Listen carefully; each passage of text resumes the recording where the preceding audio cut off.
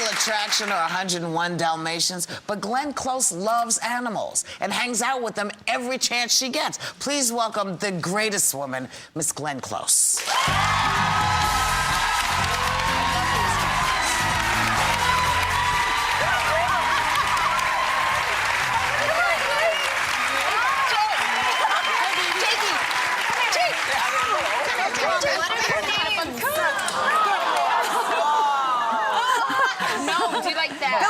Bill. Obviously, you allow your dogs anywhere. There we are. I love them.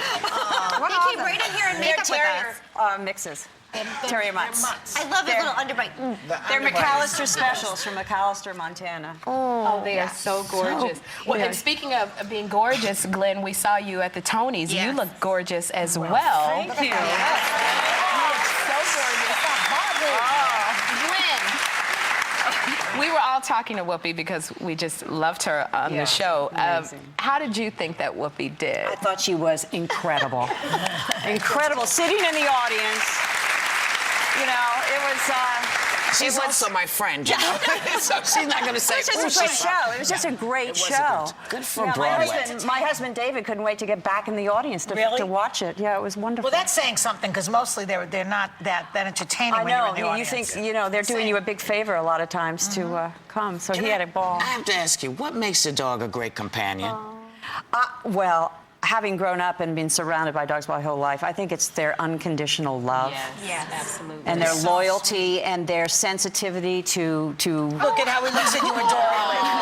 when, you know, That's very well trained. He's like, go on. We're very conscientious in my family to have dogs that aren't a nuisance, you know. So my mom out in Wyoming, she teaches she used to teach the 4-H kids obedience. Right. So you don't want a dog that will annoy people. And your husband started FetchDog.com. Can you tell us about that website? FetchDog.com, yeah. We have a lot of interest, but one of the things that we're having a lot of fun is this website that my husband David Shaw and a great team of people up in Maine started. It's called FetchDog.com. And for me, we wanted to establish a place that is kind of the one place to go for anything you want to know about dogs. There are wonderful things you can buy for your dogs, but also if you want to rescue a dog, if you want to adopt a dog, if you want to find the right breed for you and your lifestyle. So people blog on, like, back and forth. There's like a chat room, an open forum for dog owners or want Yes, I those mean, who want to be. we will establish, you know, a great community, and you know, going out in Central Park every day and meeting the incredible subculture of people in the city with dogs. When I walk to work in the morning, because the dogs are allowed off their leashes in the morning. Yeah, it's and it is such a joy. It's such fun. I met this lady this morning. She had a little Maltese. She had lost her dog. She was mourning for her dog, and we were able to stop and kind of talk about it and what a real thing it is, because, you know, people who don't have, you know, the kind of the celebration of dogs in their life, they don't know how profound that relationship is. You write a column. I do. A dog column. On FetchDog.com called Lively Licks, Portraits of Dogs and Their People. And you interview different celebrities that have... Well, Ted Danson, who was in Damages with me last year and married, they have the most wonderful menagerie of rescued dogs. There they all are. and Deborah Messing and Dan Zellman is one of our writers, and they have a wonderful coton.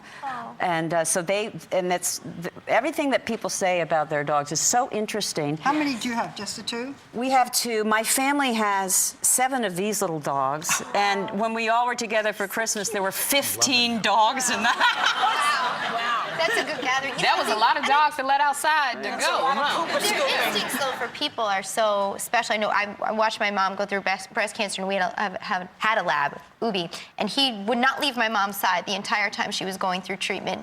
He wouldn't eat outside the room. He wanted to be right by her side. And you, I know, work with a lot of charities that deal with service dogs, too, right? Yes, absolutely. And one of the most gratifying things about working with FetchDog and Lively Licks is that I've been able to profile, and I'm getting to know people who are in the world of dog rescue and shelters. And for example, there's a wonderful outfit called Puppies Behind Bars. They put labs in prisons with very, you know, well-chosen inmates. They train them and socialize them to be service dogs. And on my blog right now, is Bill Campbell, who got the first dog from Puppies Behind Bars. He's a returning vet. Who came back from Iraq, came back with 100% disability. And this dog has been trained to help him with his post-traumatic stress syndrome. He was actually, there's Bill. He's actually trained to cover Bill's back so he feels that he's protected when he goes out in public. Magnificent and he's animals. making him able to re-enter life.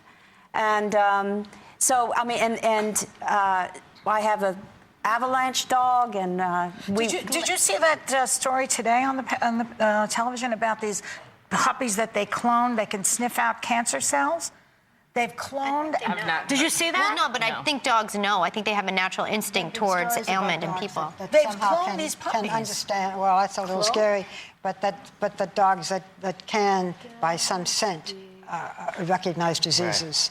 Yeah, another of my profiles on Fetchdog.com is of one of the NYPD bomb sniffing dogs, and they are certified to be able to identify 20 different kinds of explosives, and then 20,000 kind of variations on those explosives. There's still nothing invented by the human that is equal to the nose of a dog. So we forgive you for the Dalmatians. That's ironic.